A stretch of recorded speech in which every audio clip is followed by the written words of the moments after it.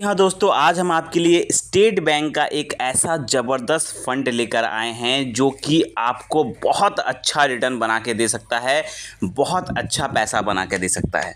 अगर मैं बात करूँ सिर्फ लमसम इन्वेस्टमेंट की, मैं यहाँ पे आपको लमसम इन्वेस्टमेंट का भी कैलकुलेशन दिखाऊंगा और एसआईपी का भी कैलकुलेशन दिखाऊंगा। सपोज करिए कि अगर आप इस फंड में मैं पहले आपको शॉर्ट कैलकुलेशन दिखाता हूँ, फिर मैं आपको लॉन्ग वाला भी कैलकुलेशन दिखाऊंगा। पहले आप सपोज करिए अगर आपने 1 लाख रुपए लगा के इस फंड में अगर आप छोड़ दिए होते सिर्फ यहाँ पर मैं बात करूँ 3 साल में, तो आपका पैसा 3 साल में ही डबल हो जाता। आपका 1 लाख रुपए लगभग 2 लाख रुपए बन जाता। सिर्फ 3 साल में आपका पैसा यहाँ पर डबल हो जाता है। ठीक है, वहीं अगर आप इस फंड में सिर्फ 1 लाख रुपया लगा के छोड़ दिए होते तो आज उसकी वैल्यू 3,76,000 रुपये होती 5 सालों में। ठीक है, 5 सालों में आपका 1,03,76,000 हो जाता। तो ऐसा एक फंड लेकर आया हूँ। और लॉन्ग लॉन्ग टर्म की कैलकुलेशन की बात करें तो एसआईपी में आपको पता है, म्यूचुअल फंड में या आप लमसम इन्वेस्टमेंट कर रहे हैं तो म्यूचुअल फंड में क्या होता है, जितना ज़्यादा समय आप देंगे अपने इन्वेस्टमेंट को उतना बड़ा पैसा बना के आपको देता है। ठीक है, अगर आप जितना ज़्यादा 1 लाख रुपए सिर्फ आप लगा कर छोड़ देंगे इस फंड में, तो भी अगर आप लंबे समय तक इन्वेस्टेड रहेंगे तो आपको बहुत ही शानदार रिटर्न बना के दे सकता है ये फंड। तो ऐसा एक फंड हम आपके लिए लेकर आए हैं जिसमें आपको हम अभी इसके बाद एसआईपी कैलकुलेशन भी दिखाएंगे, कैसे आप इसमें 1.5 करोड़ रुपया बना सकते हैं एसआईपी कैलकुलेशन से, और लमसम इन्वेस्टमेंट से कैसे आप सिर्फ 1 लाख रुपए लगाकर आप इसमें 1 करोड़ रुपए से ज़्यादा की राशि बना सकते हैं। सिर्फ एक ही फंड है, सिर्फ एक बार 1 लाख रुपया लगा के छोड़ देंगे तो भी 1 करोड़ रुपए से ज़्यादा की राशि बन जाएगा। और अगर आप एसआईपी करते हैं तो आपका 1.5 करोड़ के आसपास बन जाएगा। कैसे, हम आपको सब कुछ बताएंगे। ठीक है, पहले हम इस फंड के बारे में डिटेल में बात करते हैं। ये जो फंड है, इस फंड का हम नाम आपको थोड़ी देर बाद बताते हैं। पहले हम आपकी इसके परफॉर्मेंस की बात करते हैं।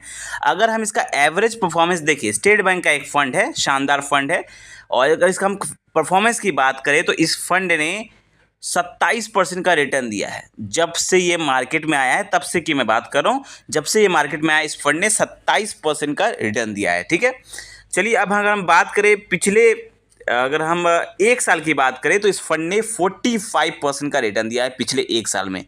तो ओवरऑल रिटर्न की अगर बात की जाए तो 27% का रिटर्न है और पिछले 1 साल में 45% का रिटर्न है। लेकिन मैं हमेशा कहता हूं कि मैं वो बंदा नहीं हूं जो सिर्फ रिटर्न देख के इन्वेस्टमेंट करता हो।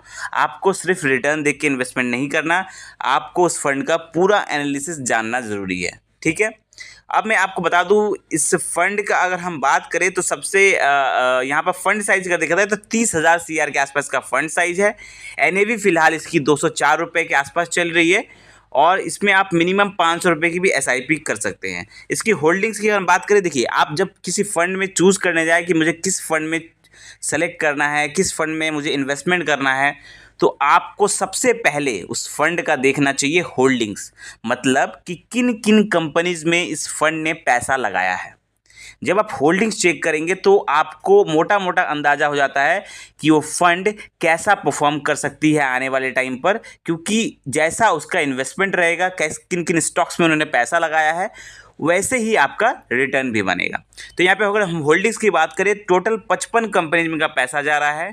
55 कंपनीज में से अगर हम बात करें तो अच्छे अच्छे कंपनीज है, जैसे आप blue star limited, Finolex industries, यहाँ पर वर्लपूल ऑफ इंडिया, बहुत अच्छे अच्छे कंपनीज हैं यहाँ पर, वी गार्ड।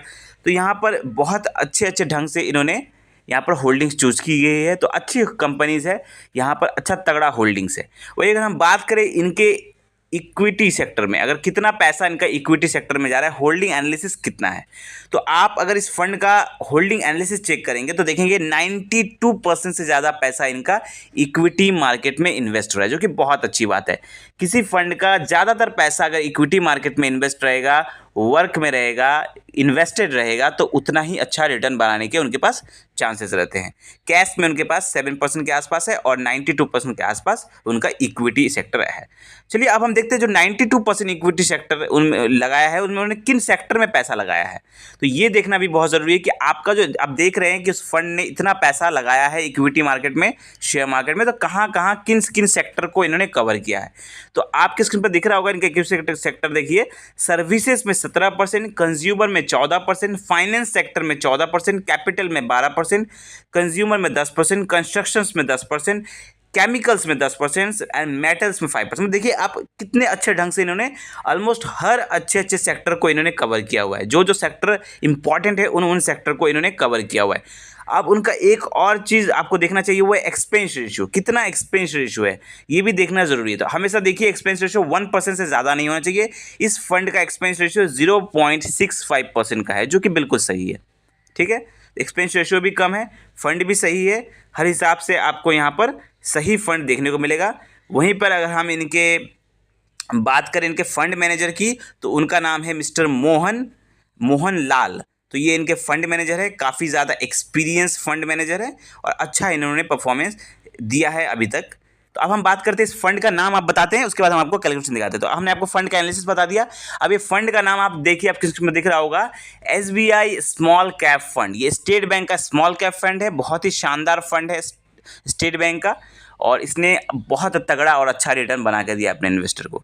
ठीक है, चलिए अब हम बात करते हैं कैलकुलेशन की, दिखाते हैं आपको कि सपोज करिए कि अगर आपने 1 लाख रुपए इस फंड में लगा के छोड़ दिए होते तो आज उसकी वैल्यू क्या होती। ठीक है, तो सपोज करिए अगर आप इस फंड में 1 लाख रुपए लगा के, अभी फिलहाल अगर आपकी उम्र 30-32 के आसपास है, तो आप 1 लाख रुपए कहीं से भी अगर आपके पास है एक्स्ट्रा मनी, तो आप 1 लाख रुपए वहाँ इस फंड में अगर आप डाल के छोड़ देते हैं तो आपका क्या होगा। देखिए मैं आपको बताना चाहूँगा, यहाँ पर अगर आप 1 लाख रुपए इन्वेस्ट करते हैं तो अगर आपको 20% का रेट ऑफ रिटर्न मिलता है, जो कि यहाँ पे मिल रहा है, आप देख रहे हैं 27% से ज़्यादा का रिटर्न मिल रहा है, तो अगर 20% का भी रिटर्न मिलता है और 26 साल के लिए आप लगा के छोड़ देते हैं तो आपका 1 लाख रुपए यहाँ पे बन जाएगा 1,14,00,000 रुपए।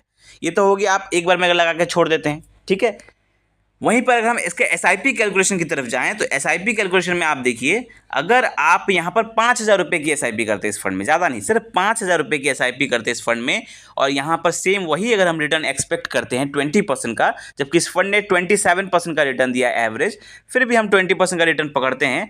अगर 20 साल भी अगर आप SIP चलाते हैं तो आपका पैसा जमा होगा 12 लाख रुपये। ठीक है, 12 लाख रुपए आपका पॉकेट से जमा होगा। वहीं पर आपका जो वैल्यू बनेगा वो 1.5 करोड़ रुपए से भी ज़्यादा की राशि बन जाएगी। सिर्फ 12 लाख रुपए आपका पैसा पॉकेट से जाएगा और आपका वैल्यू बनेगा टोटल 1.5 करोड़ रुपए। सोचिए कितना बड़ा अमाउंट यहाँ पर बन सकता है। सिर्फ 5,000 रुपये की अगर आप SIP इसमें चला पाते हैं तो आप इतना मोटा पैसा इस फंड में बना सकते हैं। तो यहाँ पर हमने आपको दिखाया कि कैसे आप इस फंड में अगर आप 1 लाख रुपए भी लगाते हैं तो भी आप अच्छा पैसा बना सकते हैं, और अगर आप SIP करते हैं 5,000 रुपये की तो भी आप अच्छा खासा इस फंड में पैसा बना सकते हैं। साथ ही अगर हम आपको बता दें, टाइम पीरियड आपको थोड़ा ज़्यादा ज़रूर लग रहा है, लेकिन अगर आप अपने रिटायरमेंट के लिए सोचेंगे तो यहाँ पर बहुत कम पैसों में आप अच्छा खासा अपना एक पोर्टफोलियो बना लेंगे और अच्छा खासा पैसा यहाँ पे बना लेंगे। तो आई होप आपको ये वीडियो अच्छा लगा होगा। इस वीडियो से रिलेटेड कोई भी आपके मन में डाउट है, कोई क्वेश्चन है, तो आप हमें कमेंट करके पूछें, और ऐसे ही ज़बरदस्त फाइनेंशियल वीडियो पाने के लिए चैनल को सब्सक्राइब करें। मिलते हैं कल एक नेक्स्ट वीडियो के साथ। Thank you.